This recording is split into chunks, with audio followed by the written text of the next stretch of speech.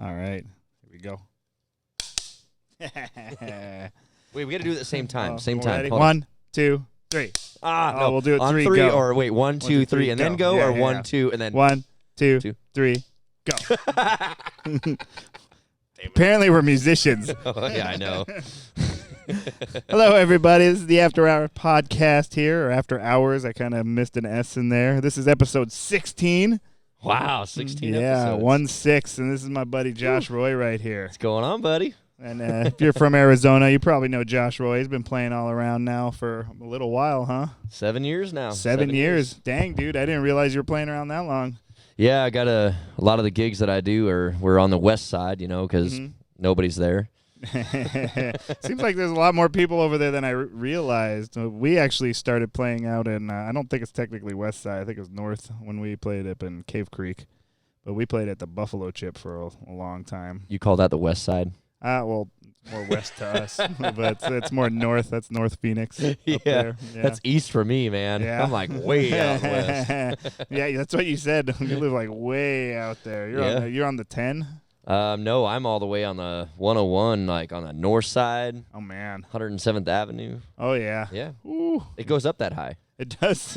107th. Yeah, man. I accidentally went like all the way around the Loop 101 once.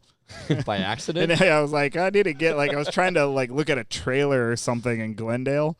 Oh, man. And I don't know how I did this, but I took the 10, and then I ended up like driving up to Glendale. Then I ended up just driving all the way home from there, and I was just like, wow, that was really out of the way. That's the sightseeing. That's what you Yeah. were going for. That was very interesting. The choice of driving for, checking out what Phoenix had to offer, I guess. It's quiet on that side of town. That's what I love about it. It's a little different. I mean, I live in Gilbert, and it's pretty quiet there. It's definitely blowing up, though. Yeah, it is. Glendale's kind of in the same, but you're not Glendale, right? Oh, hell, I'm Peoria. So, Peoria. like, Peoria's all kind of of our blowing neighbors- up, too, right? well, all of our neighbors know each other in just my block. And Oh, okay. I consider that the city of Peoria my block. That's awesome. Yeah. Yeah. Like I said, I got family up there. And I got family in Surprise, too, which I think Okay. is kind of in your neck of the woods. Yeah. And yeah. that always feels like it takes really long to get out to Surprise. Yeah, I wish most of my gigs were on that side of town. Yeah. It'd be nice. Which is funny because there is a lot of stuff out there, isn't there? Like you got like Roadrunner out there. Yeah, And, well, so that's that's- kind of North Valley again. Yeah, it's north, kind of east, but, we go, Lake Pleasant has Dillon's. Oh and yeah, Lake Pleasant is Yep. not that far away, but again, that's still north, right? That's Yeah. that's not west side. That's that's northwest. So you go on a Lake Pleasant road and you go out towards Lake Pleasant. That's where I live. I'm literally about like 15 minutes away from the lake. Oh which is wow, nice. Oh, that's yeah. pretty awesome. Yeah, I got poles ready to go anywhere. there Every you time go. I get home. You got a boat? No, I don't Dang got a it. boat. I can swim. I'm a really good swimmer. It's like a million times harder to swim in a lake too than it is Yeah. a pool. I just try to. I find that hill that's been covered by water, and I try to stand on top of that hill and then fish. There you go. Got it. And then you're like, oh, this Pleasant Lake is pretty pleasant. Yeah, it absolutely is. I kind of grew up going to that lake every. Mm-hmm. Oh man, it was every about 4 or 5 times a year we go Oh, out wow. there and we camp out. You That's pitch a awesome. tent, and my parents and everybody would be fishing out there, and they'd say, "Oh, come on, grab a pole and just throw it out there." And every time I'd throw the damn pole out there, I'd reel the thing in and pull it in right away. I wouldn't let it sit and wait. Didn't let it chill. They're like, "Dude, just chill it. Don't reel it in. Just let it sit." And every time, I became a really good caster at that time. Well, you got to practice that too. Yeah. Yeah, you don't want to take somebody out there with you, Right. Yeah, I grew up in Minnesota. There was a lot of fishing up in Minnesota. Oh man, it must have been good though. It was, except for I hate fishing. I am a drummer, dude. Like I just got like an attention span like this long. So yeah, my dad would always try to take us out, and like we'd go out on these big lakes there and like canoes and stuff. Like, Oh, my could gosh. you even imagine fishing in a canoe out here? Well, no, heck no. And did you ever take like the drumstick and then tie a little fishing line on the end of that? And is that how you learned how to fish? No, I think I always had the. I can't even say that either because we had ice fishing, which ice fishing is like drill a hole in the ice and then you just put like a literally like a stick and like a string down. It was like, okay, fish. Yep, sit there and do hate this. your life for a Yep. little bit. Yeah, well, unless you're inside one of the what do they call those? Ice houses, Like ice fishing houses. outhouse or fishing house. Yeah, I don't know. Well, I've never those been are ice pretty. fishing. Some of those could be pretty nice. Oh man. Yeah, it was always terrifying to me, like people driving their trucks out on the like lake. Yeah. You know, with like this trailer that hell, turns into thick their enough. their ice house. You know. But yeah, no, fishing is very different up there than it is down here. I'd like to see it. I would like to see it. I've never been. That's one on my bucket list. I You want should to try make to it do. up there, man. Well, they got that Country Thunder up there too in Wisconsin. yeah. And Wee Fest is up there. That's so right. Keep shooting that star up high there, dude. You might make it up there. That'd be cool. I'm trying. I'll keep trying. I ain't stopping. This is all of my eggs are in this basket. Right? know? I'm in the same boat. Hello, everyone. Thank you so much for joining us for the After Hours podcast. We appreciate you more than you will ever know. Right now, we are trying to build up our YouTube page, and we need your help. If you could please go on YouTube and click on the magnifying glass, type in Donnie Grubb Band, click subscribe, click the bell icon, and click on all. It would really help us out a lot. Again, we thank you for everything that you do, and we really appreciate it. Thanks for helping us out. What'd you do before this? What'd you do before drumming? Oh, man. Well, I've drummed forever. Like, my dad's a drummer, so he kind of got me into it. Like that bass drum right there is actually from my dad's drum set from when he was learning how to play drums. I was gonna say it looks brand new, but Oh, it's not. Go look at that thing. It's beat to hell. sarcasm. Oh, I didn't catch it. Sorry. It's been a long day. But yeah, no, my dad played, and then I saw that as a kid, and I'm just like, whoa, I want that thing to be what I do. And yeah, this kind of ever since I can remember, I was always beating on those damn things. So nobody ever just told you and said, well, drumming is probably the worst possible position you can have in a band. Nobody ever said that. Lugging the gear, bringing I everything understand in. where you're going with that, but then I was just like, yeah, that might suck, but I get to beat the hell out of things, Everybody else has to remember chords and stuff. I just have to at least remember, okay, verse, chorus, there's some hits here. Oh, I might have to stop eventually, Every time I try to hit a kick drum, man, I try to get my foot going on that forward motion, and I get a cramp right in the front of my ankle. That'll happen. I get that every once in a while if I'm doing one of the disco beats, Yeah, I'll get that right. It's almost like they call that a shin splint. Oh my god. Yeah, man, I'm just like, what is happening to me? There's a term for it. Apparently, I've never played drums before. I'm getting a shin splint for playing this. Yeah, it's pretty. There's an actual term for it. Yeah, shin splint. The struggle is real. The struggle is real. So for those that don't know how Josh and I know each other, and actually Josh, I, and Donnie, yeah, and Brian's been on the podcast too, is we know each other because Donnie and I actually recorded on Josh's album that's coming out, or at least that's right. It's an EP. So I think it's considered an EP. I think it's extended play, and then LP is I don't know. Lengthy. Length of play. I don't know. Donnie, if he was here, he'd be able to tell us exactly what that is. All right, because he's such a nerd on that stuff. Yeah. So we call it an EP, so I'm just going with it. Yeah. I'm rolling with it until the end. And we release it, and we say EP. Somebody comes out and goes, A. Mm-hmm. How many songs are you doing officially for that EP? 4 songs on the EP.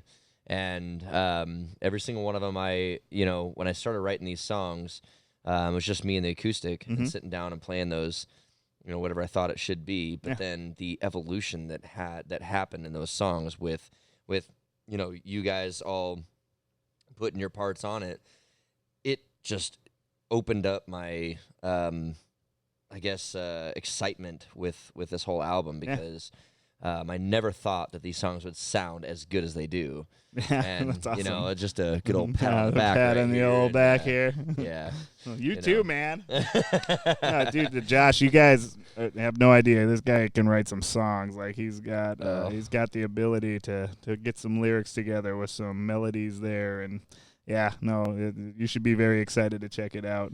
I always wondered, I sit back and think that, you get the all-time great songwriters, the people that have been part of some of the most popular records and stuff, and you look at their success and you think that, man, I wish I had the ability, I wish I had the talent to be able to be, as good as they are. But then I realized that what separates why should I be any different? Yeah, absolutely. You know, these guys were born into it, and they're legends, and I want to be that legend. But they weren't born into it. It's just that's the thing that like a lot of people don't understand. It's like it's either you do or you don't in a lot of those cases, and like it's just the dudes that do it, you know. Yeah. And of course there is talent involved, but half of the battle is just going and trying, you know. Somebody told me a long time ago, and this was I was probably about 12 years old when I started writing my first song. And don't ask me what that song was because I don't remember. But he said, you know, you as a songwriter, you'll throw away your first 100 songs. Yeah. And then your first good one will come right after that. Yeah, right, exactly. And I don't know how many songs I've ever started to write and stopped kind of in the middle going, well, you know, I don't feel it anymore. Yeah. So getting to the 100, I probably beat that 100 songs by probably 3 times that amount before I went, oh, that's how you write a song. Yeah. Well, yeah, and it's completely different for everybody from what I understand too. Yeah. So you do it with an acoustic, and then you do you scat over, or do you? Well, you know, so it changes. Sometimes I'll have a lyric in my head, so I'm driving home from the east side. Yeah, and and it's like an hour, you know, a little over an hour of a drive to get back home. So I'll start having some words in my head and some melody in my head to sing a song. Yeah. And whatever that influence was, I don't know. Either I just listen to a song on the radio or something, and I go, "Oh, that'd be kind of cool to kind of spin off of this, and create my own." But sometimes I just record into my phone. I put on the little, you know, button it's just a voice recorder on my phone. No, that's awesome. And I listen to it later, and I'm like, okay, scratch that. Don't let anybody hear that. Right, that one could go straight to hell. Right. So sometimes it's that way, and then sometimes I'll just sit there like Life Song that's on this record was one of those that I was sitting around my house and I wanted to play the guitar on a different way than I haven't before, and I said, oh, that would be kind of cool if I did this, and I did that whole walk down. I went through everything on that song, and I went, I can write to this. Yeah, dude. You know, and what's better? Stroke of inspiration. Yeah, you know? What's the best way to write a song at that point is a story of my life. There you go. So I called it Life Song. Yeah, man.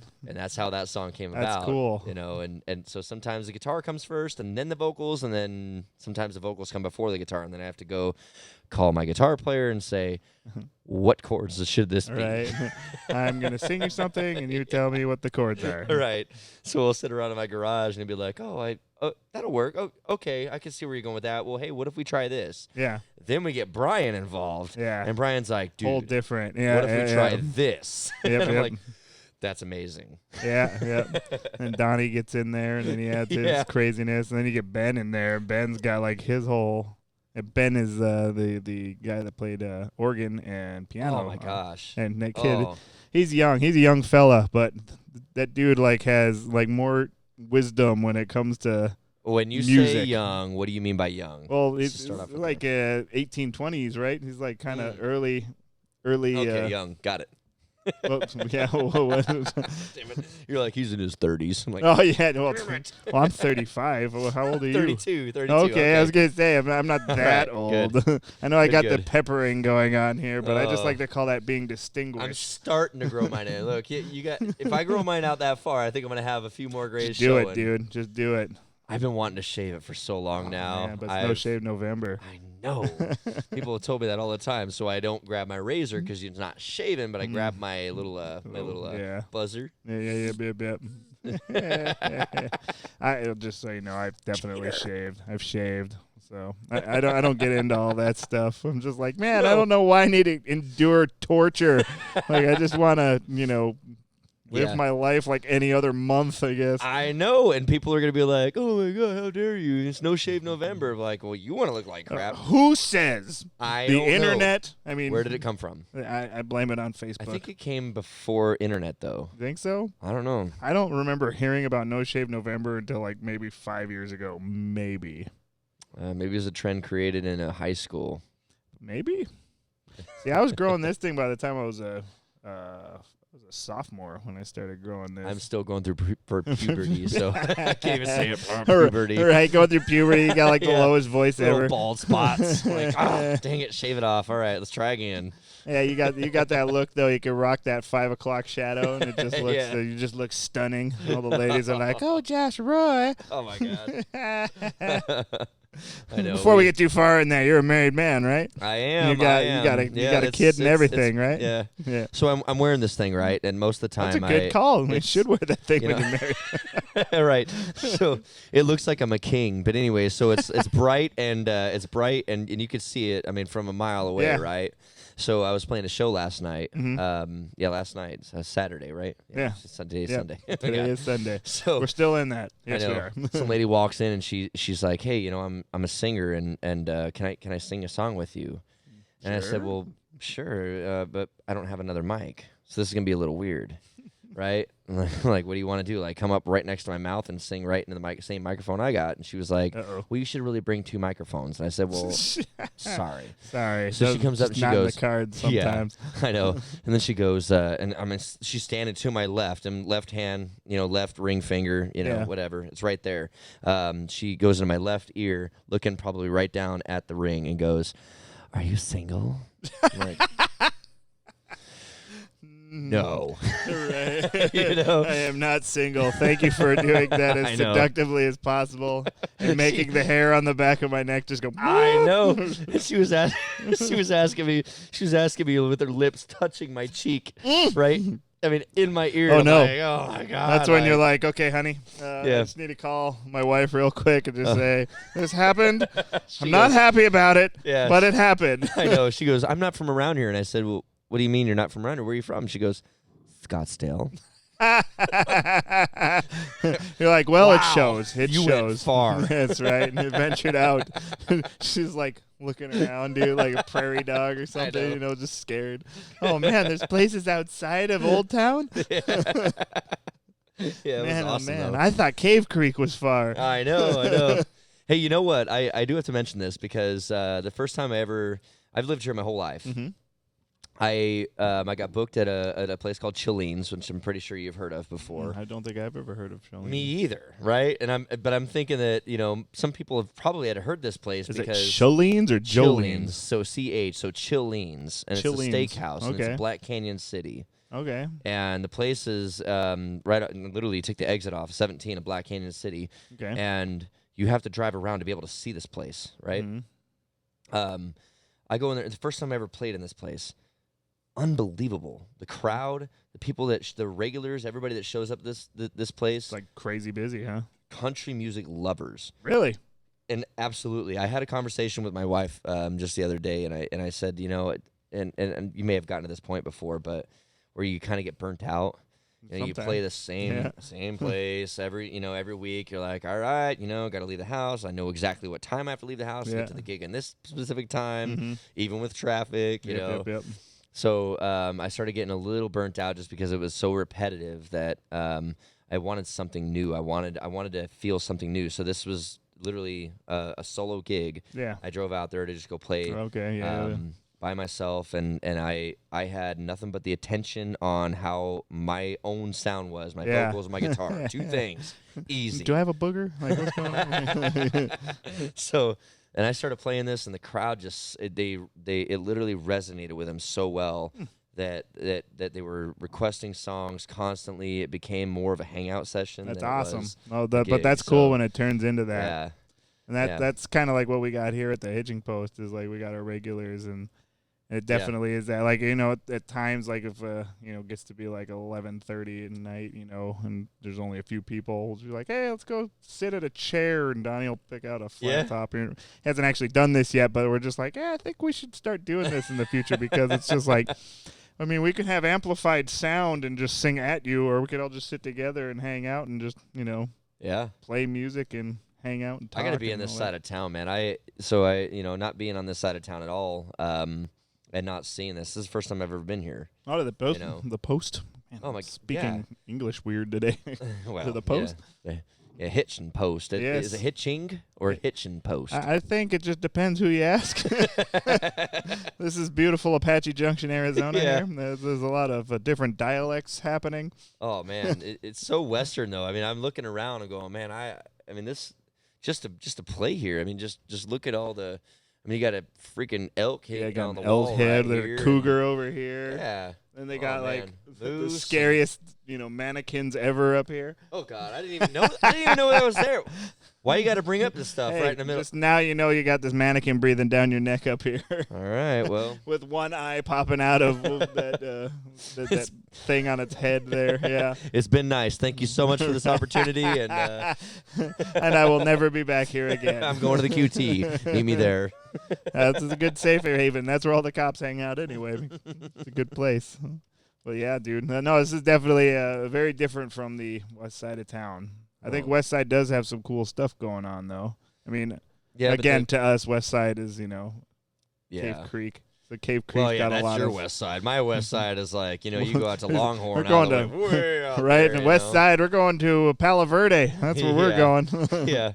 We're going to play at the nuclear power plant. Next, when you leave, you're going to have an extra tooth growing out of your face. Right? Because you need that chomper right there. You need that chomper. And you're going mutant there. Yeah. That's awesome. And I'll tell you, being on the West Side and seeing the West Side. So I talk about this a little bit to people that are real close to my circle, but I did construction for like 11 years. Okay. And I was doing a lot of musicians do that. Yeah, acoustical ceilings, and I was in. Oh, that's cool. I was doing a job out there, way out on like 411th Avenue and I-10, right, way out by the power plant. And I was doing this little trucker stop. Mm-hmm. I swear I was hearing ghosts in the walls. Yeah, sometimes we hear some weird stuff in here. Oh man. Yeah, the story is this used to be a boat repair shop. Really? And the owner of the boat repair shop actually died here because one of the boats fell on him. Woo! Right? All right. Basically where we're sitting, actually. I know this is just getting better and better for you, isn't it? I need to give a disclaimer before people come here. Oh man. Oh, this is cool though. I want to start venturing out on the east side. I want to start seeing a lot more of the stuff on this side. I know that I've played only a couple of gigs out in this general area, but I think that what you find out here is a lot of the country lovers, a lot of those the same people that I love the most, which is the ones that love country the way country I think should be. Yeah, well, you said 90s country. Yeah. A lot of people like that 90s stuff. A lot of outlaw. Yeah. A lot of people like the outlaw country out here. Yeah. There's some there's some of the western stuff too out here. A lot of the Well, I mean, country music was always supposed to be about a story, and I was watching that program that was on PBS, and they were saying and it was supposed to be 3 chords and the truth. Yeah. That was country music. You know? You gotta like the sayings that all these fellas got. It's like doesn't get much better than a lot of that there. No, and you can tell so many things in a different way that kind of resonate with people. Mm-hmm. And I think that's from what I've learned in my own personal experience is the hook of a song has the melody has a hook to it. Those words and that story resonates with people a lot more. Absolutely. As opposed to just being like, some drunk sitting in a bar and be like, I'll tell you something. Laugh. Yeah. All right. But a lot of it ends up a lot of it starts that way. I know. Like you'll come home and you'll be like, that drunk said something very profound on accident. He wrote it on a napkin. Here you go. Yeah, I can't read it anymore, but I knew what he was saying. As Donnie says, give me my glasses. Right. Exactly. So funny. But yeah, no, it's okay. So I didn't start as a country musician at all. What'd you do? I was a rocker. I did the rock music. And playing with Donnie was my first foray into the country scene, if you will. And that was quite a transition going from, I was in a progressive rock band before that, Wow.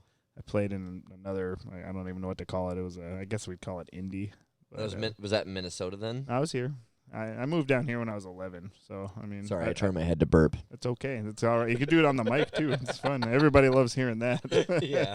But yeah, no, that was the biggest thing. Like what you said, the biggest thing that you had to, or I had to wrap my head around and understand was that, it's not that the music comes secondary. It's just that the lyrics and the story is the primary focus. So.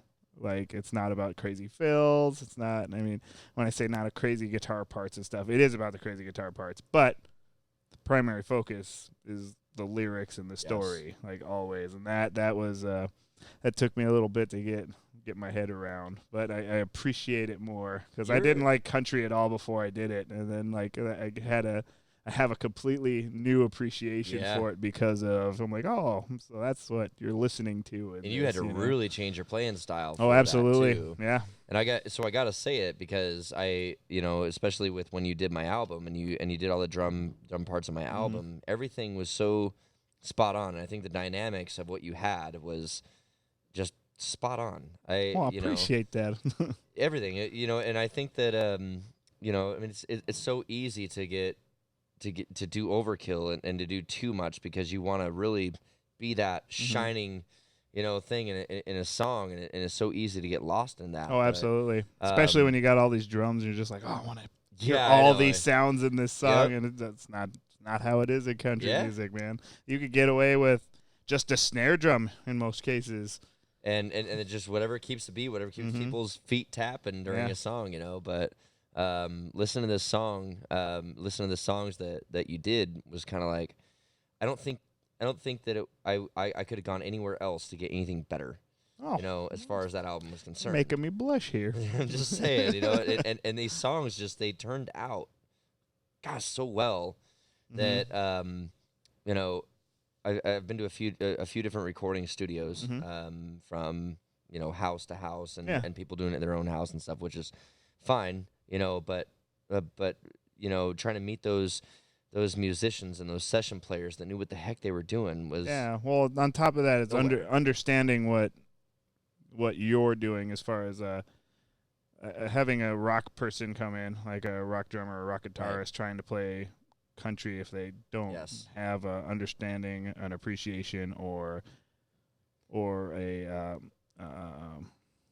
I think it's just the general knowledge. It's the general the knowledge is there, but also you have to have the appreciation for it, and you have to respect it too, I think. And it's kind of like, if you try to go into jazz and you've never played jazz before, if you don't have respect for it and like you don't have an understanding for it, you're not going to sound like a jazzer. You're going to sound like somebody else trying to play jazz. Same kind of thing with country, Yes. You could tell the dudes that haven't fully, embraced what it is. And I'm not going to say I fully embraced it, and I'm not going to say I'm perfect at it by any stretch of the imagination. But when I first started with this band, I was kind of like, I don't know if I want to play country, Like I had the opportunity presented to me, and I was just like, well, I'm going to do this, and you know what? I'm going to do it to the best of my abilities, and I'm going to try to play it as honestly as I can. Yeah. And that's I've been playing with Donnie now since 2013. So that's when I started. Yeah. That's when I started doing my live shows. Okay. I'm surprised we never ran into each other before. I was on the west side, man. Yeah. Well, like I said, we were in Cave Creek. We were so close. I was on 67th Avenue and Bell Road. The first place I ever played was Mixteca, and that was just me and an acoustic, and then I found my band off Craigslist. That's awesome. So because of Craigslist, I met one guy, and then he met a few other people on Craigslist that were looking for a singer, and they brought it in, and we just kind of really shaped it. Everything was based off of Craigslist. That's cool though. Most people can't trust Craigslist. Right, and here right. I was like, oh, man, what the heck? Almost sounds like, am I going to an orgy right now? Or am I actually going to play music here? Is he going to write a check at the end of the night? I don't know. But yeah, no, that's a surprising story right there, actually. And what's crazy about that, just to think you're saying that you started everything as a solo artist, right? Or a solo musician. that takes balls, man. If you've never done it before, like just go up and be like, okay, here's my guitar, and I'm going to sing in front of people. That's true. With projection, like well, so it didn't begin. So my live shows began then, but my mom has run karaoke since I was a little kid. Okay, so you had. So I started singing karaoke in front of my first time ever singing karaoke in front of anybody. 141 people. That's a way to start, I guess. And they were all sitting in chairs. Right, this is a wedding. Oh, dang! Right? Yeah. So everybody is like not sitting back, going, "Oh yeah, blah, blah, blah, we're here like, for we're this." Like watching you, right? Right in front of your face, and when I got done with my first karaoke song I ever sang, and I walked back out and I was playing soccer with a bunch of people and a bunch of other kids my age and stuff, and they were laughing at me. They're giving you shit. Like, "Oh well, I guess you better play soccer." Oh no, joking around, right? Yeah. So, and that just tears you up when you're a kid, like oh man, especially when you're younger, because like you, it's definitely you put yourself out there when you do that, and big time. And you know what? I've talked to Scott. I think you know Scott, right? Do you know Scott yet? I know a lot of Scotts. Okay, Scott Turin. He's a guy that hangs. He's our buddy that hangs with us here. But Scott, Donnie, we talk about like Scott's a pilot. That's like his main job. But he's been hanging out with us since like 2014. He's been learning how to play acoustic and stuff, and he's getting damn good at it. And he's starting to sing pretty well. Like when I say pretty well, he's kicking ass. Like especially looking back, like he comes from a completely different world. That's the whole point I'm making here, and I'm just sounding terrible when I say it. No. But that's the big thing that he was saying. Like he says, it's so different. Like hanging out with musicians. Like when a bunch of musicians get together, it is so different than hanging out with like your family who isn't musicians, right? Yeah. Like you could sit down, have a guitar, and just start singing songs. And everybody else jumps in, or they're throwing in their own songs and stuff, and nobody in the middle of it's like, maybe you should stick to your day job, like it's so different. And it's just like, like my daughter, for example, like she won't sing unless she's like locked in the bathroom, and like covers her face towel after the fact. door and everything. Yeah, like she won't do any of that, like water running. Yeah, like she just won't. And it just goes to show, just like there you go. You told me. Just goes to show just like how personal that is, and just like how hardcore it is for people to get out of that bubble. It's tough, man. So back when I was, I think, 16 years old, I sang a show at I was invited to the show. From a guy, Roger Enrico, and he was doing a big Santana tribute. So I sang Maria Maria at the Orpheum Theater, of all places. Sold out, right? Wow, dude. Sold out. You're invited to that, huh? Right, and I got the prime spot, which was intermission. And everybody's supposed to be walking out, but I don't know if Roger specifically told everybody that during intermission, do not leave your seats. You don't want to miss this, but I started singing Maria Maria by Santana, and when I started singing the song, I forgot the lyrics. Oh no! Like right in the very beginning of the song, Maria. I don't know what lyric it was, but I froze. And this is the first time that I had been in a theater full of people. I had no idea who they were. Yeah. Right. So I started losing it, but then for some reason it just snapped in my head. Where the embarrassment subsided, it all pushed to the side. Everything, it didn't matter to me at that point, and I just caught exactly where I needed to be at that part of the song. I started singing it, and it was a karaoke track, right? So there was no like stop, and the band just be like, "All right, just play something along and make until sure he figures out what he's doing." Right. Yeah. So everything was pre-recorded, ready to go. So I started singing. So I caught myself, right? I missed probably a few beats of the song where I didn't know what the heck I was doing, and then I caught right back on. I got a standing ovation. That's what changed. That's what got rid of all of my stage fright. That's awesome. Everything. And that's what a lot of people don't understand. It's just like speeches. It's just like hard. It's just like learning your instrument. Like you practice. You have to practice performing. You have to practice playing in front of people. Yes. Like your first time doing it is probably going to suck. Shaky voice. Yeah, it's probably, you're going to watch, like somebody's going to record you, like mom's going to be like, oh, look at him, he's totally doing it, and you're going to watch it back and you'll be like, oh, that's the worst thing ever. Can we please burn that? Like, I know it's on YouTube, but can we just burn YouTube right now? Facebook Live of all things, like you can't take it back. God, why do we do this? Yeah, but That's absolutely what it is. It's like kind of getting through your inhibitions there. Like it takes a bit to get through your inhibitions. It does, and I don't ever follow that stuff where people say like, oh, imagine the whole audience is in their underwear. And yeah, like, no. Like, it doesn't help. I mean, I can imagine that's just weird, first off. Right. And, no, most of those people are just like, oh, I don't even want to imagine you in your underwear. Well, it's supposed to be the worst looking one in their underwear. It's going to be like, all right, at least I'm not that guy. You know, whatever. Right. That dude still wears the little, like socks, like belts on his calves. I see it. I can see it. Why do they have to go with underwear instead of like a banana hammock? Because at that point, you're like, oh, okay, that's not that But bad. that's probably what it is. You got to be like, okay, boxers briefs, banana hammock. Oh, man. Kind of surprised me there. Oh, man. How bad would you feel if all of a sudden you go to a show one day and just you had no idea? You walk out, the whole audience is wearing nothing but underwear and banana hammocks. And you're like, am I imagining this? Is this all part of that thing? Or are these people fucking with me right now? Like, oh, I'm not embarrassed.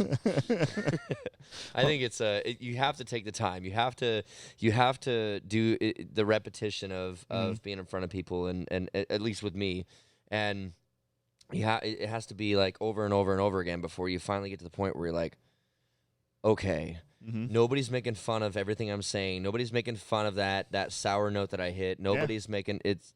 Most people don't even notice. Right, and I've been told that so long, but then I kind of recall a lot of the shows that I ever did before I started doing live music, and I always thought, man, these guys were amazing. Yeah. And then I go start playing my shows and listen to them again and go, oh, then you start picking out where they kind of mess up in yeah, they could have places done this, and stuff. but, you know, and being on that side of the fence where you're like, I don't know that much about it, but I love what I'm hearing. Yeah.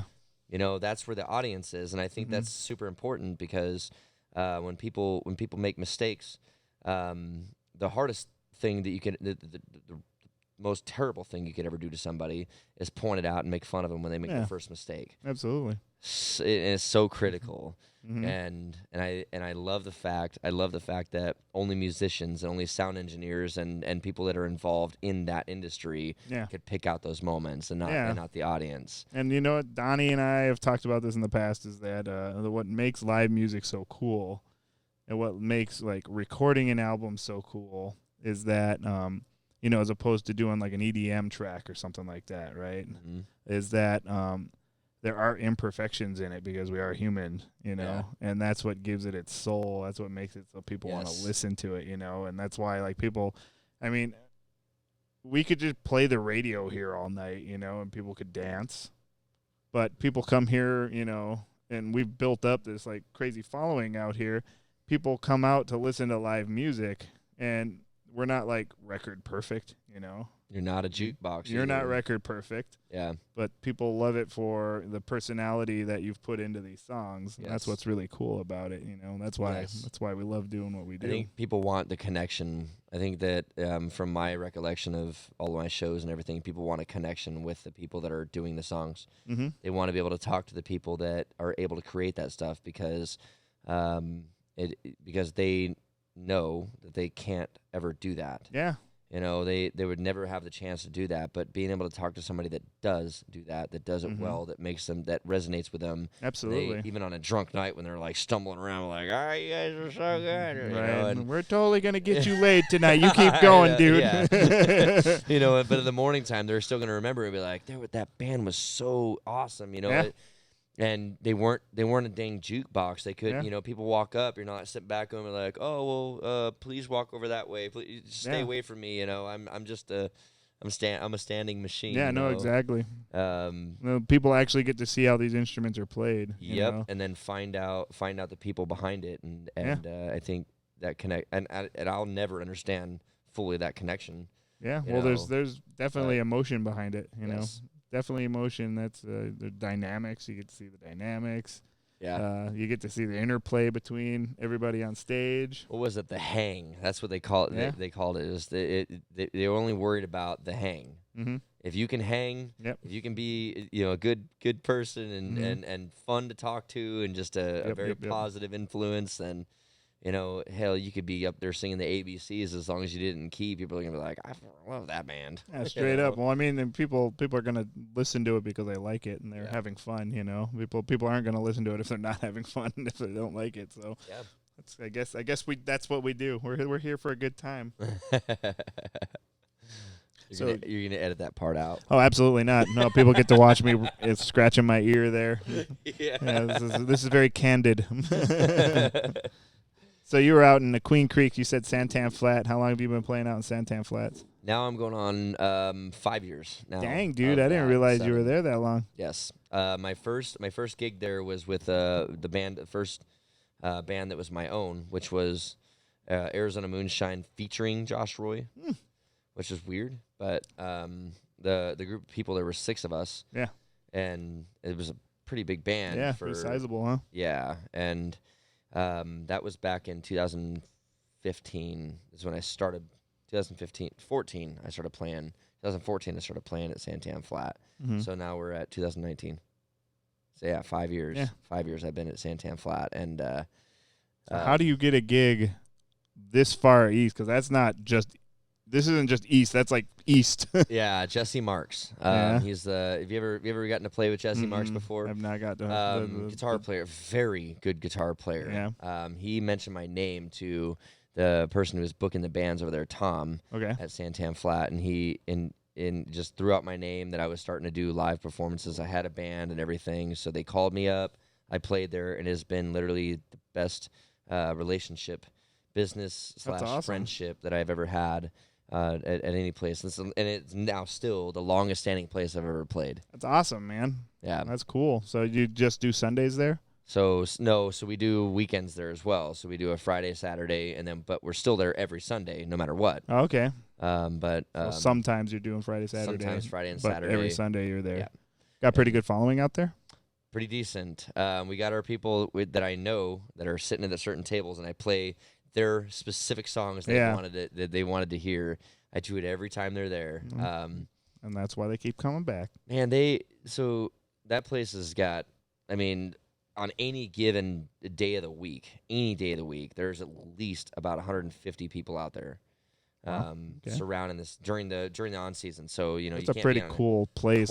Don't they have like fire pits and stuff like that? Yeah. And so wintertime, they sell marshmallows at the bar. They That's they awesome. have the little sticks by the fire pits that you can just roast marshmallows. They sell the whole kit to make s'mores. That's awesome. I didn't mean to say your name in a. That's okay. That was just an endorsement. They're good people, and the only reason that I'm still playing there is because they're good people. That's good. That's the way to do it. The relationship that we've built over the years, even though they changed managers. The guy that was running the thing ended up moving to California and then let another guy take over. Dylan, he's just a fantastic guy. Yeah. And even though that's what makes it easier. Yeah, even though I double book sometimes and I forget that I'm booked and go, oh crap. Sorry, Dylan. Tonight. It was one of those. Yeah, tonight. He goes, yeah, we'll see you guys this weekend. I go, I'm sorry. Did we book that? Oh no. So I look at my phone. I'm like, oh man, yeah. If I booked it, since I see it right here, we booked it. If you can't find anybody by tomorrow, then I'll call and fill in the other dates and I'll play for here. Yeah. Because it's been the longest standing gig and the absolutely. most work. You guys are my first priority. Yep, exactly. Here, So if it doesn't, and he's usually good about finding a band because a lot of bands. A lot of places, people like to play that place. Yeah. That's pretty cool. I've never actually got to play there, but... A lot of private events. I know Donnie's played there. Donnie played there back in the day, and he really liked it out there. He liked the people out there. So I've gotten the most private events out of that place. Awesome. People are, and I've gotten invited to go out to Canada. I've gotten That's invited awesome. I've went out to Fort Worth, Texas for a gig because a guy that saw us there. And that's awesome. It's just amazing. The people there, it's very family oriented. Yeah. So, needless to say, as family as it can be with these things. I know. We're out of beer. What's going to happen with this? Oh, well, I can press pause and we can get another one. Probably. We're going to press pause real quick. Ready? 1, 2, 3. Still really good. Time again. Dang, we're really good at this. All right. So, all right. I'm here with Josh Roy, like I said. Josh Roy is married. Yes. And he has a child or children? 2. You have children. Yep, I have children. All right. Well, Yep. how long have you been married? So I've been married for 2 years. And you have children. Yes. So I know that I have my first child who's 6 years old. He'll be 6 in December. Oh, okay. And he's from my previous. Oh, okay. I've only been married once, but Gotcha. both of them are so into music. That's the awesome. kids are, I have a video on my Instagram of my son Easton. He's singing along with Knockin' Boots, That's awesome. and it's not That's 6 singing Knockin' Boots. I know, and he calls it Under That Tail Moon Ooh. instead of Pale Moon. Yep, Instead the of that Tail Tail Moon. Moon. And he's right on both counts there with Knockin' Boots there. Tail. Yeah. And then Luke, he's my 2-year-old. He just turned 2, and Awesome. and his favorite song now is Wagon Wheel. You're He'll like, say oh, it. son. Yeah, he'd be like, Daddy, play Wagon Wheel. You're like, All right, I'll do what fair you will enough. because I love you. So I played the old version, right? Yeah. From old Crow Medicine Show. Is that the one that did it? The original was actually a Bob Dylan tune. It was Bob Dylan. Did Old Crow Medicine Show do that? I don't know if they were because I know Bob actually kind of wrote it with some. It might have been Old Crow. Yeah, we'll have to Medicine look Show. this up. Let me see if I can find this. I gotta get my Firefox up. Hopefully, I don't have like the hardest core porn up right now. Two dudes banging each other. Right. Damn it, kid. Why can't you just watch gay porn? You know, who says? Of all the things. Who wrote Wagon Wheel? I'm just gonna type that in. Hopefully, it's not the gayest of porn. So it's Bob Dylan and Ketch Sakor. I don't even know. So Wagon Wheel original version Bob Dylan. So yeah, Bob Dylan was the original. Who covered it? On the Oh Wikipedia, gosh, it'll who say- covered? Let's see who It'll covered. say on the Wikipedia. It'll say, and I think it was. I mean, don't quote me. I thought it was Old Crow Medicine Show, but I think that was probably one of the first because I remember Wagon Wheel song. There we go. Let's take a look here. yeah. All right. So we have performances. We got content. Creative other rights, stuff. popularity. Can we just see A who lot of other did this? stuff and Nathan Carter. more stuff. Nathan Carter did it a whole bunch apparently. Genre, critical reception. My good God, just give us the Yeah. people who've recorded Why did that this. song deserve so much? Wow, man. Bob Dylan killed it with that one apparently. Darius Rucker. but- Darius who? Yeah, man, this doesn't actually. Type in here's how I do it. You type in Old Crow Medicine Show after Wagon Wheel, and it'll tell you. Yep, there it is, Let's right there, see. second one down. I believe. Yep. Yep, I'll be I damned. don't think though that was the OG though. No, that wasn't. But that's the song. That's the one I tried to show Your son. I showed Easton and Luke. They're both sitting in the Okay, car. they're like, Easton looks at me and he goes, this isn't the right one. "Daddy, what's this one? This It doesn't sound like it." And I Right. laugh, and Luke's just sitting here going, "Wagon Wheel." That's funny. Luke's the youngest one. Yeah. That's awesome. And That's my Easton's got boy. it figured out. He's like, yeah, this ain't the one. This ain't the Hootie and the Blowfish one, Dad. I know. Yeah. Which is funny because what do we have? We have we play like a playlist, and it's like countries, modern, whatever blend or something like that. And a Hootie and the Blowfish song totally came up on that the other day. I was like, it's official. It's not just Darius. It's Yeah. Hootie and the Blowfish Yeah. are now country music. Yeah. It's finally happened. I know. I think I just heard that on the radio before. I don't know how long ago, but Mhm. yeah, it's crazy, man. It well, I don't know. I think that some of them start in country music and they end up going into another genre like Taylor Swift. Well, and- but that wasn't the case with Darius. He was like 90s pop. yeah, you know, and he was now like he's the- country. They were like the most, stereotypical 90s pop band. And then he was like, I'm going to throw my hat into the country Yeah. arena there. And he's Yeah. killing it.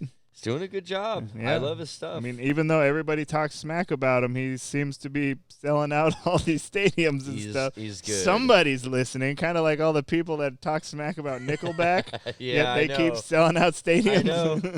Yeah, I'll like, never forget that YouTube video of Nickelback, and there were people he was asking. He was like, "Yeah, you guys want some more rock music?" And they were like, "Yeah, that was down in Rio." Fuck y'all, yeah, walked dude, off that stage. was crazy because they got booked for a like a metal show. And they're not a metal band. No. So, like, all these guys are expecting, like, Slayer and stuff like that to come out. And then they go, yeah, God, Nickelback. Right? They're just like, boo!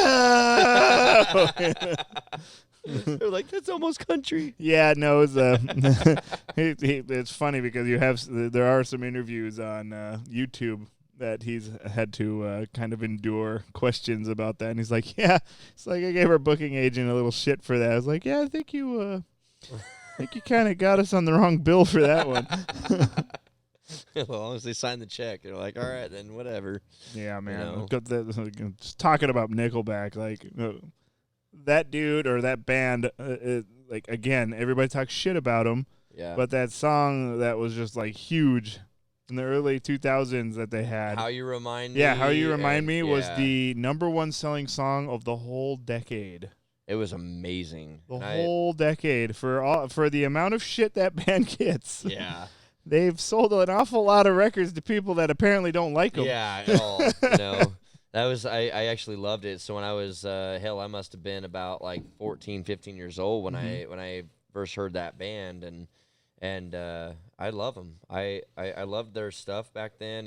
How You Remind Me was one of my favorite songs. I sang it all the time. I'd blast that song, and then I got two of their Silver Side Up. I got their album on that one, which I loved almost every single song. Silver Side Up, the one that had the is that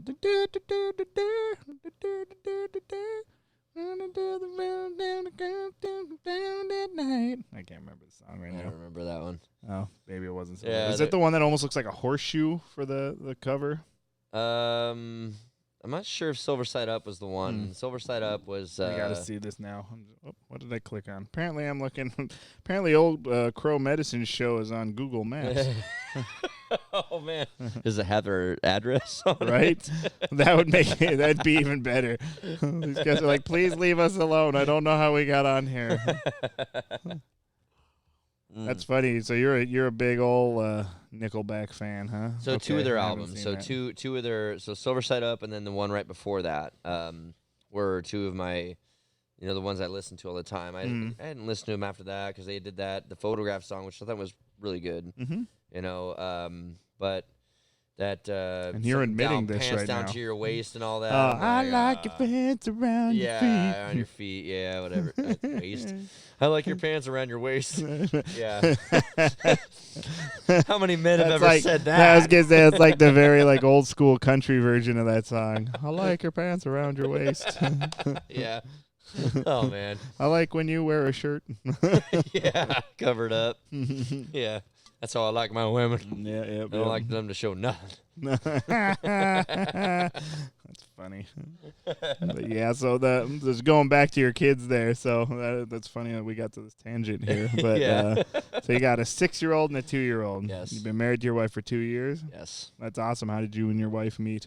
We actually met when we were in martial arts together back when I was 12 years old. Yeah. Wow. Okay. So they're playing the long game on that one, huh? I was. So she was my biggest crush back in martial arts, and back then I used to open up the school and help mop up the mats and such and clean up the place. It was a very clean place. Oh, it's good. You cleaned the hell out of it. Yeah, huh? we did.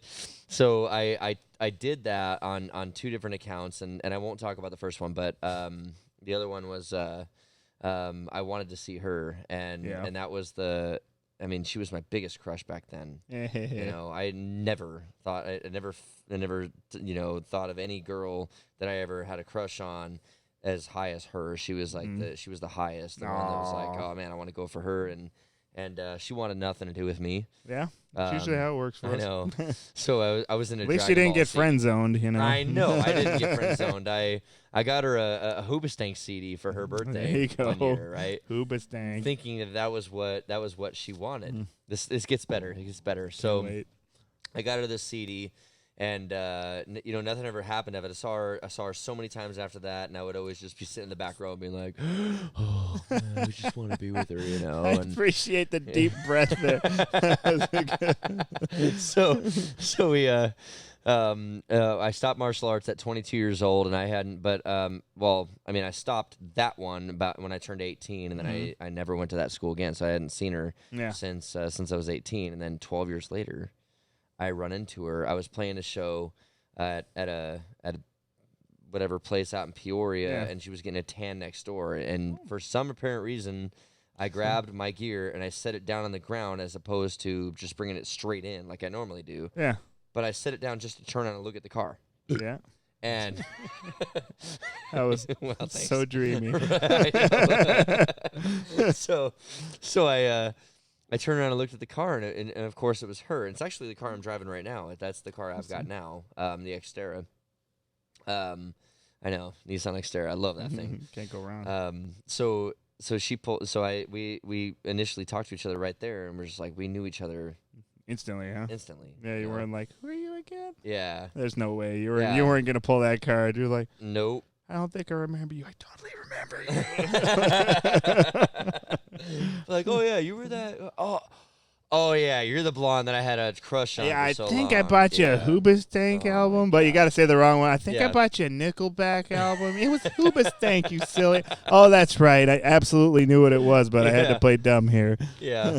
So then, so the funny part, and this is where it gets better, is that since we ran into each other at that time, it wasn't initially like we could get together. We initially wanted to be with each other, or maybe we didn't let each other know. We were like, oh, you're good looking, I'm good looking, and you know, let's get this thing going here. I know I'm a good looking guy, but I'm just saying, you know.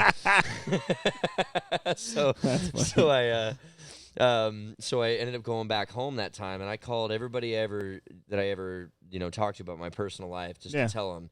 You have no idea who I just ran into, right? Yeah. So then I go to and I said my phrase, and I will say it forever. I said, okay, so she's into actually George Strait, Thomas Rhett. She's into all the country music I love, right? Yeah. And I said, there's no way that she is still single. She has got to be a lesbian. So now this is on the internet forever. I know. She's got to be a lesbian. There's no way. She's nice. She's great. And we ended up married very shortly after that. That's awesome. Yeah. You took Beyonce's advice there. What was Beyonce's advice? I don't know her advice. If you like it, then you need to put a ring on it. I don't know if you remember. If you like Thank you for clarifying this. Ring on it. I'll sing it even for you. I won't do the dance though. I don't quite have the badonka-donk. If y'all didn't see what he was doing with his feet, he was doing the kick part for the drums. Yeah. That's funny, though. I mean, that's awesome how that works out. Yeah. Right. Big old full circle that things took. Right. Now all the ex-girlfriends in the world's like, how come he's with her? Right. I thought I would have been number one on the list. But then you're like, nope, I didn't marry you. Yeah. I had no intention of marrying you. Yeah, she's great. She puts up with everything with music. She doesn't. She's never questions me whether I get home too late or anything. I mean, she never gives. I mean, sometimes she gets a little frustrated because she's at home with the kids and like raising the stuff. And we'll be finishing this pretty soon as well. Yeah, right. Thank you all. Good night. Right. So yeah, she does a lot. She takes care of the kids. She lets me live my dream. That's awesome. She's one that lived her dream as well, right? She was a teacher. She's got a master's degree in being a school teacher. She was in kindergarten, first grade, did gifted first grade teacher for a long time out in Peoria, and 8 years actually. I believe that's what she 8 years of straight. That's a good teaching. term. That's a good term right there. And she so when she had her son Luke, she always wanted to be a stay-at-home mom. So I decided that I was like, okay, well, why don't you stay home, do that, then I will do whatever I can with the gigs to pay for everything. Yeah. And we've had help in so many different ways. Things have just been, I've been blessed, and I mean absolutely blessed with people that. That's awesome, man. That's good to hear. Financially back what we're doing. We got help from her parents as well, and I think that there's literally a pathway that God put in my life that allows these things to happen. That I get put in front of these people that want to invest in my career, that want to see me succeed, and everybody in my life. I don't talk about this a lot in front of the internet. Internet, yeah. But I met my dad when I was 31 years old. I'm 32 now, so for the first time, or first time, dang, ever, dude, right? That's heavy. Yeah. So and there's a long story that comes up to that point, but the family that I have, my actual bloodline, have been even more supportive than the family I thought was mine, that I was misled to think they were mine. Wow, I didn't realize you got quite a story there. I got a country say, song dude, in my your life. Your life is a country song there. Yeah, it is. That's crazy, man. I didn't realize that. So that had to have been quite a heavy little event that happened there to and it still go through is, all but that. It still is, but the thing is that, gosh, that was last year, you said? 30. Last year. Wow, Yep. man. Last year. And you didn't know until last year? I didn't know. I asked the question when I was a kid, and I got misled, right? And Dang, I was, dude. So finally, at 31 years old, I figured out who he was. I got the paternity test and found out that he was my dad, and I gave him. Literally today is his birthday. Yeah. Oh, happy birthday. 60. Wow. 60th birthday, and I gave him a card, and I didn't get to see him open it today because I had to go play a show. But but on the card I put, this would be the first birthday card I give to my father. Oh, and that's awesome, man. Good stuff, for you. So it's a wild. I always made this joke about it, and I have sat, and it's true, but. You watch Jerry Springer when right. Yeah. Especially when you're like you 8 years old. Father. Yeah, right. We're gonna see somebody fight, or is there gonna be boobs on this episode? I know. Yeah, and it's always like blurred out. You're like, oh, well, it could have been Jerry? great. I thought you were cool. Yeah. So I always made a joke about it, and I said that, when I was younger, I said, thank God my life is not like that. Yeah. And then turn around and go, when this stuff all like unfolded and my whole life just went upside down, I went, well, the only thing separating us from Jerry Springer show is a freaking plane ticket. Right. That's it. I think that, it was just kind of an eye opener to think that, okay, well, just like I talked about with being these like prodigy, writers that put out number ones all the time, and they're so good and they'll always be legends. Well, on the flip side, I think that there's so many opportunities for people to fall into that category of having struggles and having life problems that that not a lot of people can relate to, and they could be the most catastrophic things. Yeah. And I never thought that it would be this. Yeah. And now that I have, it's like, okay, I have a new outlook. Yeah, absolutely. On life. But that's also kind of what helps. Yeah. Helps you write songs that are also what makes it relatable to other people. Yes. Other people, like, you don't realize how many people like deal with similar things. Actually, actually do. It doesn't have to be on a Jerry Springer episode. It's not just those like whatever amount of families that have been on every episode of every season. It's just like it's so flooded with people that go through this stuff now. But that's what music's all about, and that's why people come back and listen every week. Yeah. And that's why people buy the albums and listen to it on repeat in the car. And Life Song, when I said when troubles come your way, and you can't find the right words to say, that was like that line that I put in that song was like, yeah, I can't think of how to tell anybody about this struggle. I can't think of the words to say about any of this.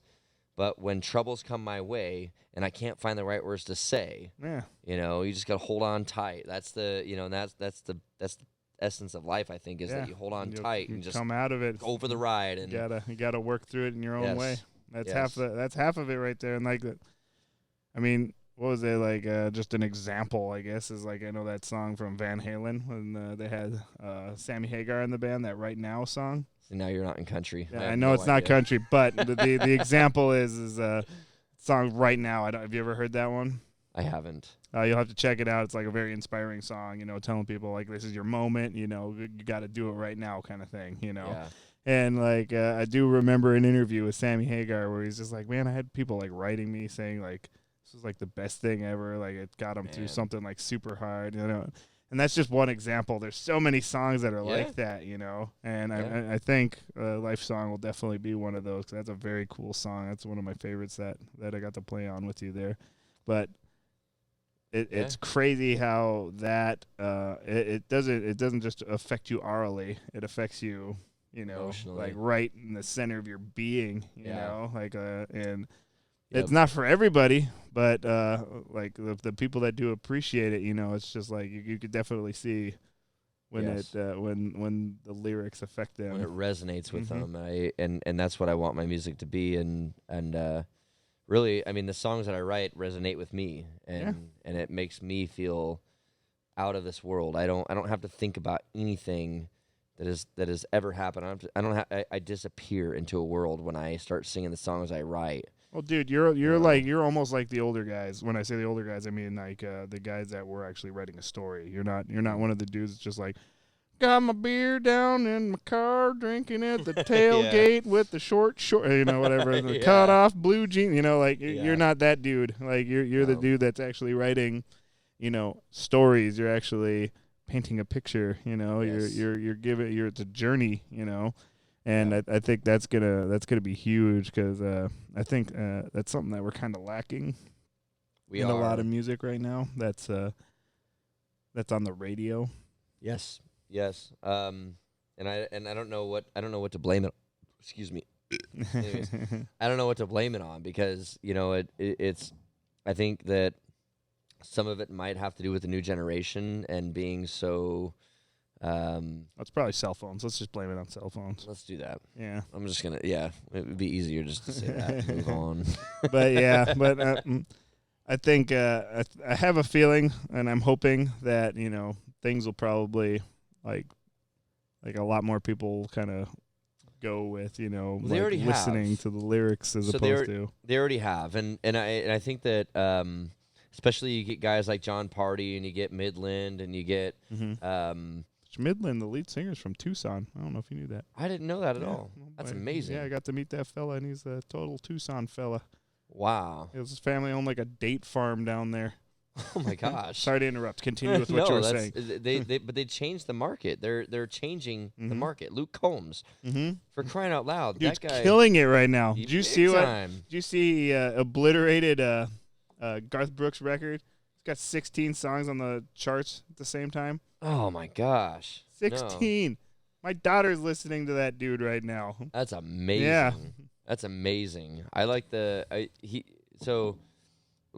especially like Luke Combs, he's doing this storytelling stuff that, it's like, sure, you take the long neck, ice cold beer never let me down. That's right. And never lets us down. It's like that, even though it's a song that's so kind of cliche a little bit, talking about how, beer, drown your life in a beer and just drink a beer if you're having problems. Country music is about, deal with your problems with drinking a beer. It's like, just to find that one, almost like you sit there and think, why the hell didn't I write this? Because, it's so, I could have done that. Well, it's fine when it's like you're talking about it and it's like, it's talking about an actual thing, like that's like an emotion or an event of your life that caused you to go to this.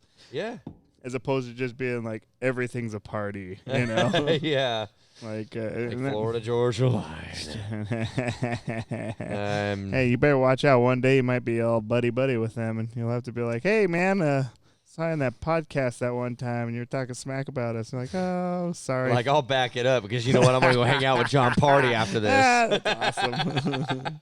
John Party. He's I think we're only playing one of his tunes right now. Oh, dude, if you haven't heard this song, it's Me and Jack Don't Get Along No More. Yeah? You guys would love to play that song. I check that one out. Oh, we're doing that Head Over Boots tune. That's fun. One. That's a fun one. Dirt on My Boots, Head Over Boots. Those two were like kind of the more popular ones. There's and another Heartache song on called the Dance There's Floor. another one called Dirt on My Boots. Yeah, Just so really dirt, likes his boots a whole lot. got a huh? little dirt on my boots. Yeah, I have heard that one. Yeah, Beep, so his, beep, beep, beep, right? and I love that, and you would love this too, especially being a drummer. Is that boom, boom, boom, boom, boom, boom? Yeah, that would be, and it's so just energetic. But he's got that, and we just heard it. We were on Spotify and we just heard that song for the first time, and it's the Me and Jack Don't Get Along. It's called, I think it's just Me and Jack. Yeah. But initially, it's got like the kind of Folsom Prison kind of beat to it. Yeah. So like a train groove. and it starts off like the song you would think would be that same groove, that same guitar riff, same everything almost. Yeah. And just the storyline, man, where he's just talking about me and Jack don't get along no more. He says, like an ass kicking tune. yeah, he says, oh man, there was met the man in black. Oh. When he said in the very beginning of that thing, and he did a little twist, and he said, his name was Jack. So Jack Black, you know. But like that could be another spinoff of right? Mr. Jack Black. He's like, why are you talking about me? I thought we were buddies, John. He's like, I did that movie School of Rock. Right. That should have been my movie. That's so awesome. That's cool, man. So do you guys play a lot more of the newer stuff, or do you pop some of the? We have a huge range. We're all the way from George Jones to today's music, and as long as I feel the song is something I like to sing. Yeah. Not just within pandering. reason, yeah. you know, I'll do a couple that like. Sometimes you gotta pander. Right. Yeah. Right. So you know, like I've never done a Sam Hunt song, and unfortunately, I don't want to because it's not what country music. Not what I feel is country music, in my opinion. But I've there's only been two people that I've ever said that I would not play. Yeah. Kane Brown, Sam Hunt. People would ask me all the time, and they say, "Well, what?" And I say, "You could tip me $100, and I still would not play." You know what's very surprising about Kane Brown, dude? Like that dude is actually like legit, like a country. Like he dude, is. like we saw him when we were up in Canada this last year, and we were backstage doing just grabbing grub, you know, like Yeah. it was really good barbecue up there, and he was up there eating, but he was just like up there eating all by himself, dude. Like he had this big chaw in his mouth, just like we're just like what? Like we were not expecting this, Mr. Kane Brown. Yeah, well, no, he has to do what they think is. I think that Nashville kind of has their way. But this was backstage. Yeah. This wasn't like in front of a whole bunch of people. This was just like he could have been in a wife beater and like, you know, short shorts for all anybody cared at that point. But it was just like he was just like back there, and we're just like, oh, all right, like fair enough, I guess. I have a newfound respect for him though, because I learned more about him, and it's my fault because I didn't do any research on it whatsoever, and you can never judge a person based off of, you know, what you first see of them. Yeah. And I've fallen into that that category for a while that I've done that, and yeah. Well, you're just like, there's two people. Yeah. So. And learning about his history, about his own father, and learning about why he does country music, and then the song about his own daughter. I don't know if you ever heard that. Mm-mm. So it is such an emotional song where he says that he grew up without a dad. Yeah. And he wanted to be the best one that he can be. Yep. It was like, I mean, that completely shifted my opinion. Oh, absolutely. Of but what that's his music also was that's doing. kind of what we were talking about earlier. Yes. Is like getting you here as opposed to just Yes. listening to it. You know, Big time. getting into that. I mean, And gosh, dude, that's crazy. Like in a year to experience what you have, and it's still Yeah. processing. I'm sure it's still processing now. It will probably be for a while. Yeah. I mean, can you imagine just walking up being like, "Oh, meet your grandma for the first time. Oh, hey, meet your uncle for the first time." No, I couldn't Here's imagine your-" that. And I mean, I have a huge family, and like anytime I go to family events, I'm just like, oh, that person's apparently related to me, but completely different, you know, like for Yeah. you know, it's just like I just didn't know these people yeah. existed, but I knew I had like, you know, Yeah. this is my dad, this is my mom. Here's the crazy part about all this. So when I was growing up, I always wondered why I was always the singer. I was always the musical one who nobody else fell was in musical. love with music, and they weren't music. My mom's run karaoke since I was a kid. Okay, but, that's right. You know, but she never really ventured out to do anything as far as like doing live shows. Nothing. It was just always karaoke. She's a good singer. She's a great singer. Mm-hmm. She's very talented on knowing where the harmonies are, knowing where and her pitch is perfect. Oh, really? Everything is good on that side, but it was like, did I get this all from my mom, or where did I get this other side of what I do? Yeah. Turns out that my grandma on my father's side hosted, or not hosted, but she was people would call into a radio station to have her perform songs. Oh, that's on awesome. the radio station That's when she crazy. was 13 years old. Whoa. Okay. Yeah. And then my Wow. father sings. My uncle Pete, him and I were just playing guitar and just having That's fun with each other. awesome, He's man. got a whole room full of guitars and full of other, So some of the negative emotions have come to have some positives there. There's been a lot more positive than there has That's been awesome, negative. man. Well, that's good to hear. Yeah. They're all great people. They're all, and when I say great, I mean as far as like we all have a good heart, and we would give the shirts off our back for people that were in need. That's just just born into us, Mm-hmm. But we all have our tempers. I think that I learned where my temper came from. Oh, really? Yeah. And thank God I had the ability to overcome a lot of that. I was gonna say you seem like a slow simmer kind of guy, but once it gets to the end of the stick of dynamite there. Yeah, I'm fine. Like it takes a lot now. I do have a long fuse now. Yeah. It used to be really short. It used to be that the second somebody would ever say anything wrong or anything that I didn't agree with, I would just be like, like, here we go, explosion happens. I'm just gonna put that to wisdom for getting older. Yeah. Well, I mean, and a lot of it has to do with paying attention to friends that I got involved with when I was a kid, and always having that desire to be around people that were a lot more well-adjusted, a lot more positively influential people. And then especially later on when I dated whoever I dated at the time, and took the good parts of it, and I literally. The things I learned in my life were not when I was growing up with the people I thought were my parents. I learned everything that I did about life after I turned 18. And then I moved on from there. So every person I chose to be a part of my life at that point were the influences, what created me to be who I am today. Okay. Yep. So you're you're a glass half full kind of guy. Yes. That's good.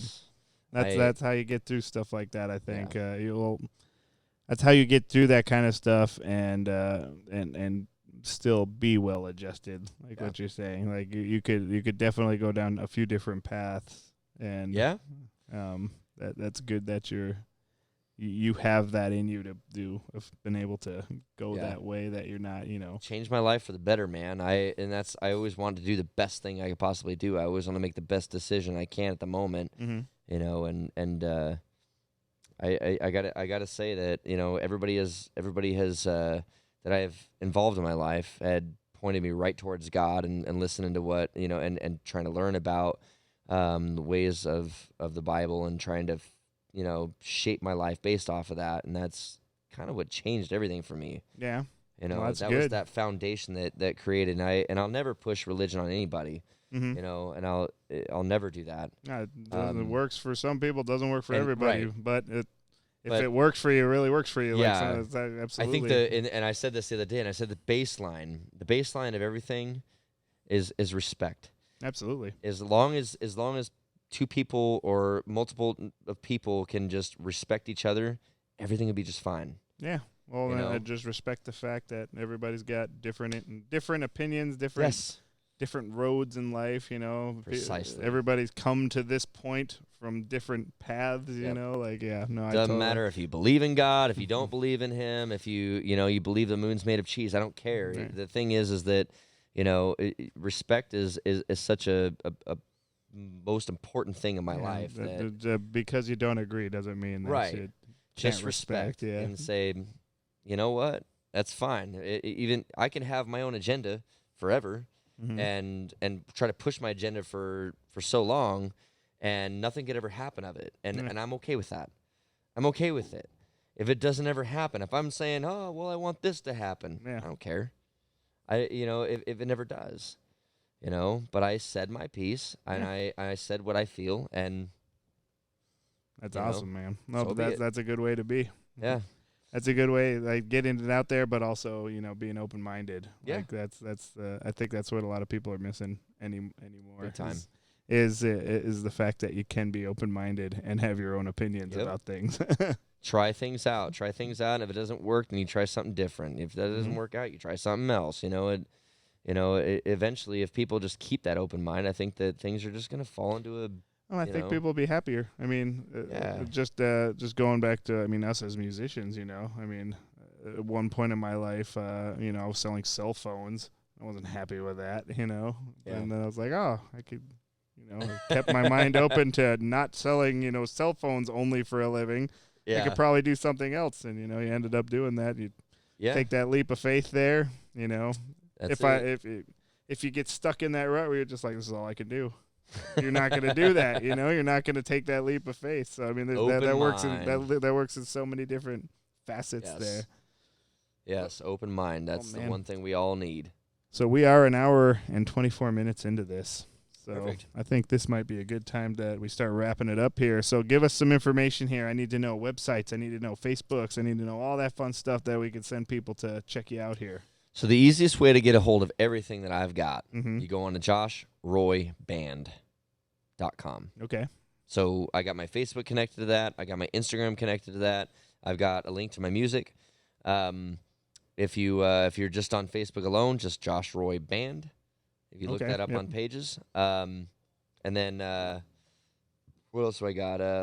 Instagram is actually I just changed it. Josh_Roy_music. There you go. So, and check it out because he's always doing live streams and stuff like that. Yep. And playing music and stuff. Whenever I get a wild hair up my ass, that's the way to do it. Well, thank you so much for hanging out, Josh. It was awesome, man. Yeah. It's a great time. Yeah. And hopefully we can get you back out here. I know that Dustin Howell of Highway 260 said he wanted to come and hang while we did one of these with you. So I'll call him up and I'll pressure him into it. Yeah, I don't think it was a pressure thing. I think he was going to try to make it out here no matter what. I'll tell you what, if it doesn't work out, then the bromance is over. Just saying that. Watch this, Dustin. There it is. All right. You guys have a wonderful week. Again, thank you, Josh, and see you guys next week. Hello, everybody. How are you doing today? This is Kit from the After Hours Podcast. You may be asking yourself, why do we call this a podcast if I'm watching this on YouTube or even Facebook? Well, the answer is you can actually listen to us while you're driving or while you're flying or while you're swimming or even while you're working out. A lot of people like it this way because they don't have to look at our ugly mugs. The way to do this is that you click on the app that's called Podcast if you're using an Apple product. Once you're inside the app, you just click at the bottom where it says search. Type Donnie Grubb Band into the search bar that shows up at the top. Then once After Hours with the Donnie Grubb Band shows up, click on subscribe. And then you will be subscribed to the After Hours with the Donnie Grubb Band podcast. So now anytime that we release a new podcast, you should get a notification and you should be able to find it really easily so that you can listen to it in your day-to-day events.